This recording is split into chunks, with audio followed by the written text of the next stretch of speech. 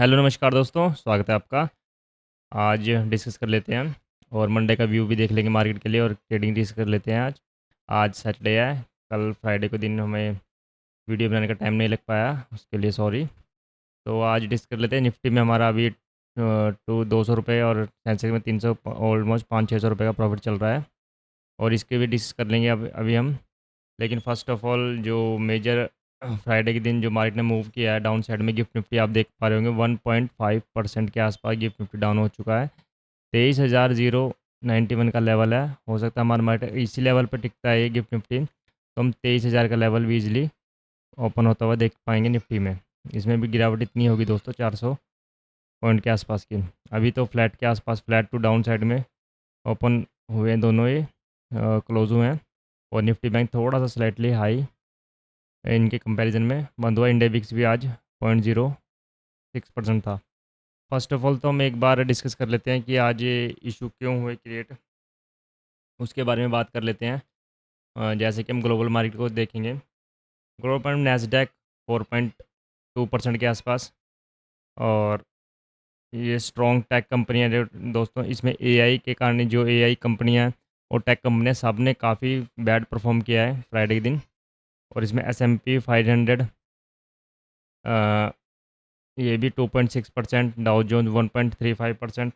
और strong US जो job data है दोस्तों, जो जॉब डेटा है यूएस का स्ट्रॉन्ग, उसी कारण जो फेड रेट हाइक होने की संभावनाएं काफ़ी बढ़ चुकी है, 70% के आसपास हो चुकी है। उसी कारण भी मार्केट में पैनिक सेलिंग आई है। यूएसडी ट्रेजिंग यील्ड है जो वो शार्पली ऊपर गया है। और एआई जो सेमीकंडक्टर है, एआई एंड सेमीकंडक्टर स्टॉक में हैवी बिक वाली है ये दोस्तों।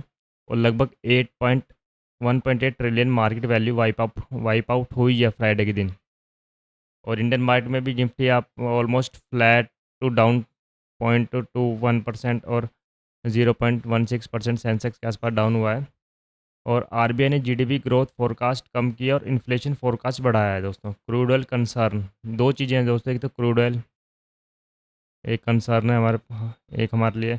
और जो एफआई का आउटफ्लो है, जो एफआई जा रहे हैं इंडिया से, जो अपना पैसा निकाल रहे हैं डेली बेसिस पे, वो आज भी ऑलमोस्ट 8,000, 4,000, 5,000, 7,000 करोड़ के आसपास जो डेली आउटफ्लो कर रहे हैं अपनी मनी, उस कारण भी काफ़ी पैनिक और काफ़ी वीक लग रहा है। हमारा मार्केट नेगेटिव ही है। और यूएस मार्केट की शार्प फॉल से सेंटिमेंट इंडिया मार्केट में भी इम्पैक्ट कर सकता है दोस्तों।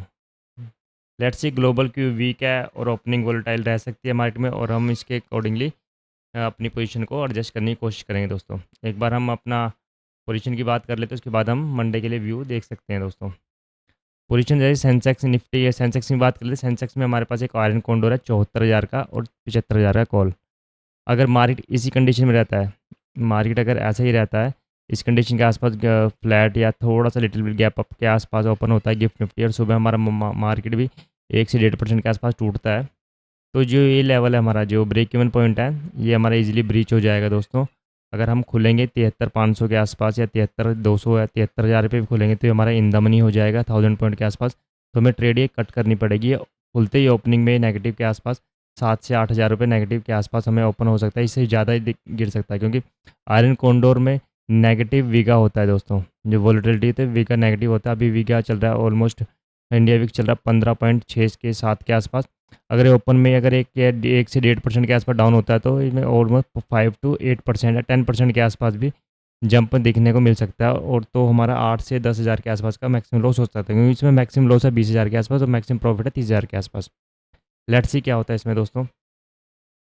और हमारे पास एक मैट्रिक्स कैलेंडर है, मैट्रिक्स कैलेंडर है दोस्तों। नॉर्मल कैलेंडर सबने पढ़ोगे कि इस एक्सपायरी में मान लो 10 तारीख की एक्सपायरी है और एक 17 तारीख की एक्सपायरी है। 10 तारीख को हम सेल कर देते हैं और 17 तारीख को हम बाय कर देते हैं। ये कैलेंडर एक सिंपल कैलेंडर बन जाता है। एक हमने मैट्रिक्स कैलेंडर को ट्राई किया है दोस्तों। ये भी सिर्फ आयरन कॉन्डोर की तरह है। आप यहाँ पे देखने की कोशिश करो, 23,000 का पुट और 23,900 का कॉल, 87.79, ये भी 87 चल रहा है, ये 74 पे चल रहा है। ये 260 क्वांटिटी, मतलब 4 लोट हमने यहाँ पे सेल किए हैं दोस्तों, 4 लोट सेल किए हैं। और 2 लोट हमने उसी एक्सपायरी में बाय किए हैं दोस्तों। ये आप 16 तारीख की देखोगे, 16 और तो 500 पॉइंट दूर हमने 500 पॉइंट जो हमने हैज लिया इसका, 2 लॉट लिए यहाँ पे और यहाँ पे भी 2 लॉट लिए हैं दोस्तों। लेकिन जो अगले एक्सपायरी का हमने जो इसको कैलेंडर बनाने की कोशिश किया है, आयरन कोंडोर, एक आयरन कोंडोर कैसा होता है, आयरन अगर हम स्ट्रैंगल, ये स्ट्रैंगल हो गया दोस्तों, ये 1 सेकंड, ये स्ट्रैंगल होगा दोस्तों, ये अनलिमिटेड प्रॉफिट, अनलिमिटेड लॉस होएगा यहाँ पे, यहाँ भी अनलिमिटेड लॉस होगा। इसको अगर हम, इसका ब्रेक इवन होते हैं, अगर इसको हम बाय कर लें तो ये आयरन कॉन्डोर बन जाएगा दोस्तों। अगर हम इसको कैलेंडर में शिफ्ट कर दें तो हमारा पे ऑफ चार्ट कुछ ऐसा दिखेगा दोस्तों।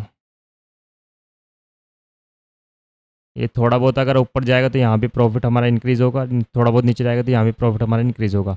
ये वेगा पॉजिटिव होती है दोस्तों, वेगा पॉजिटिव मतलब इंडिया विक्स इंक्रीज़ होगा तो हमारी जो ब्लू लाइन है वो ऐसे जाएगी, ऊपर साइड जाएगी। हमारा अगर खुलते ही मार्केट में मान लो 5% का, हमारे 5% की हमें विक्स इंक्रीज़ होता है, वो little gap up, gap down या गैप अप होता है मार्केट, कुछ भी होता है, अगर सेम भी आता है तो हमारा अगर मान लो 1000 रुपये का प्रॉफिट होना है तो हमारा 1200 से 1500 का प्रॉफिट हो जाएगा दोस्तों, क्योंकि वीगा पॉजिटिव है। उसकी बात करेंगे हम अभी। तो 2 लॉट हमारे पास इसके सेम एक्सपायरी, नेक्स्ट एक्सपायरी जून के एक्सपायरी के 23,000 का पुट, जो हमने 23,000 का पुट सेल किया, वो 23,000 का पुट हमने बाय कर लिया है। और 23,900 का जो हमने सेल किया है 260 उसका 23,900 हमने सेम बाय कर लिया, लेकिन 2 लॉट हमने हैज बनाया दोस्तों, और यहाँ पे भी हमने हैज बनाया 2 लॉट, और 2 लॉट हमने यहाँ पे नेक्स्ट एक्सपायरी कैलेंडर में कन्वर्ट कर दिया। इसका पे ऑफ चार्ट हम देख लेते हैं एक बार। पे ऑफ चार्ट आपको दिखाऊं मैं एनालाइज में, तो पे ऑफ चार्ट आप देखोगे तो इसमें जो मैक्सिमम प्रॉफिट है वो 31,000 है, मैक्सिमम लॉस है 80,000। ये बहुत रेयर होता है दोस्तों। डाउन साइड में ब्रेक इवन है 2% के आसपास, और अप साइड में 3% के आसपास है ब्रेक इवन। अगर यहाँ पे वेगा, इसमें देखोगे आप ग्रीक में, वेगा पॉजिटिव है दोस्तों, वोलेटिलिटी 29 पॉजिटिव है, ठीक है। अगर हाइपोथेटिकली देखिए, अगर क्योंकि हमारा गैप डाउन तो ओपन होना है, गैप डाउन होते ही हमें क्लोज करनी पड़ेगी अपनी, क्योंकि हमारे ब्रेक इवन पॉइंट से दूर चल जाएगी, क्लोज करनी पड़ेगी। अगर ये गैप डाउन होता है 1% के आसपास भी गैप डाउन होता है ये, इसको मैं चेंज कर देता हूँ मंडे, और 9/15 अप्लाई। तो अगर 1% के आसपास भी ओपन होता है तो ये हमें थोड़ा लिटिल बिट हमें ब्रेक इवन पे रहेंगे, नो प्रॉफिट नो लॉस, ये हमें हाइपोथेटिकली भी बता रहा है दोस्तों। अगर यहाँ से 1.5% के आसपास टूटेंगे हम तो 4,000, और 2% के आसपास टूटेंगे तो हमारा 10,000 के आसपास का लॉस हो जाएगा दोस्तों। लेट्स सी इसमें क्या होता है, हम क्या इसको अचीव कर सकते हैं। और हमारे पास जो सेंसेक्स है, सेंसेक्स में आप देखोगे यहाँ पे वेगा नेगेटिव, यहाँ पे वोलेटिलिटी अगर बढ़ेगी तो हमें नेगेटिव लॉस होगा। यहाँ पे वेगा नेगेटिव देख रहे हो -10 का, वहाँ पे वेगा था +29 का। ये थोड़ा आयरन कॉन्डोर से बेटर है दोस्तों, लेकिन इसमें कोई जैसे कोई ब्लैक सिवान इवेंट ना आ जाए, जैसे कोई कल अगर गिफ्ट निफ्टी और डाउन जाता है तो वहाँ पे 3% 5% ऐसा कोई मेजर इशू ना आ जाए, तो क्योंकि वहाँ पे फिर रिस्क भी ज़्यादा है दोस्तों। यहाँ पे अगर हम देखेंगे इसका अगर 1.5% के आसपास 1 2 और 1.5% अगर टूटेगा तो 6-7 हज़ार का हमारा इसमें ईजी लॉस होगा दोस्तों। तो हम लॉस के तैयार हैं, ये हमारा मंडे को अचीव हो सकता है easily. Loss of profit part of game है दोस्तों। और क्योंकि अगर एक अपॉर्चुनिटी भी हो सकती है, अगर 23,000 पे खुलने के बाद में हो सकता है लिटिल लिटिल बिट बाउंस आ जाए मार्केट में। क्यों हुआ है? क्योंकि आरबीआई ने अनचेंज्ड चीज़ रखी है, अनचेंज चीज़ रखी है, तो नो रेट हाइक हुए हैं दोस्तों, नो रेट हाइक हुए हैं। और उन्होंने जो जी सैक में गवर्नमेंट सिक्योरिटीज़ में जो एफआईआई पैसे रखते थे उसमें जो टैक्स वगैरह थे वो भी नील कर दिया दोस्तों। उसके बाद भी अच्छा मौका है एफआईआई को अंदर आने के लिए, लेकिन उसके बाद भी एफआईआई जा रहे हैं बाहर। क्या हुआ, एआई और सेमीकंडक्टर जो स्टॉक्स थे वो काफ़ी मेजोरिटी में क्रैश डाउन हुए हैं, ऑलमोस्ट 10 से 15% के आसपास सारे स्टॉक्स टूटे हैं यूएस के। जो एनवीडिया हो गया, नेटफ्लिक्स हो गया, और जो मेजर स्टॉक्स थे एप्पल वगैरह सारे जो काफ़ी हद तक टूटे हैं दोस्तों। उसके कारण जो पैनिक सेलिंग आई है नैस्डैक में, एसएमपी 500 में, और उसके देखा देख हमारी आप देखोगे कि गिफ्ट निफ्टी पे भी काफ़ी 1.5% के आसपास टूटा है। लेकिन इसका जो हम पहले करते थे, जो क्रूड ऑयल की बात कर रहे थे हम पहले, गिफ्ट निफ्टी जो टूटा है हमारा, क्रूड ऑयल की बात कर रहे थे। क्रूड ऑयल ऑलमोस्ट वहाँ से डाउन ही है, डे लो के पास ही है। अगर हम फ्राइडे की बात करें, फ्राइडे फ्राइडे की बात करें तो फ्राइडे फ्राइडे फ्राइडे के आसपास यहाँ पे थे हम दोस्तों। फ्राइडे के आसपास 93 के आसपास थे। 93 से हम 91 पे ट्रेड कर रहे हैं दोस्तों। 2% के आसपास डाउन है हम।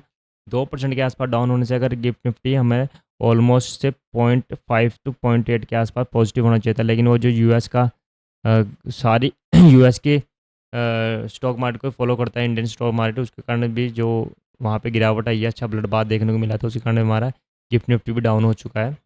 एक बार लेवल डिस्कस कर लेते हैं, कल के लिए हम कैसे प्लान कर सकते हैं निफ्टी का लेवल।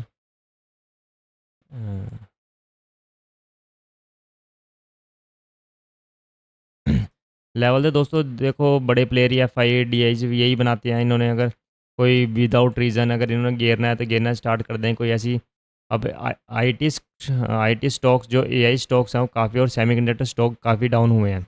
अब इंडिया में कोई ए आई स्टॉक ऐसा कोई है नहीं कि स्पेसिफिक जो इसका काफ़ी वेटेज रखता हो, कोई ए आई अभी इंडिया में इतना है नहीं, और सेमीकंडक्टर अभी इतना है नहीं, तो उसी कारण तो इंडिया में अब यहाँ से अगर कोई दिक्कत है, यहाँ से निकल रहे हैं, तो हो सकता है जो ओल्ड आईटी कंपनी चल रही है वहाँ पे आ सकते हैं अपना पैसा लेके, एफ आईज वगैरह जो अपना रिमूव किया वहाँ से।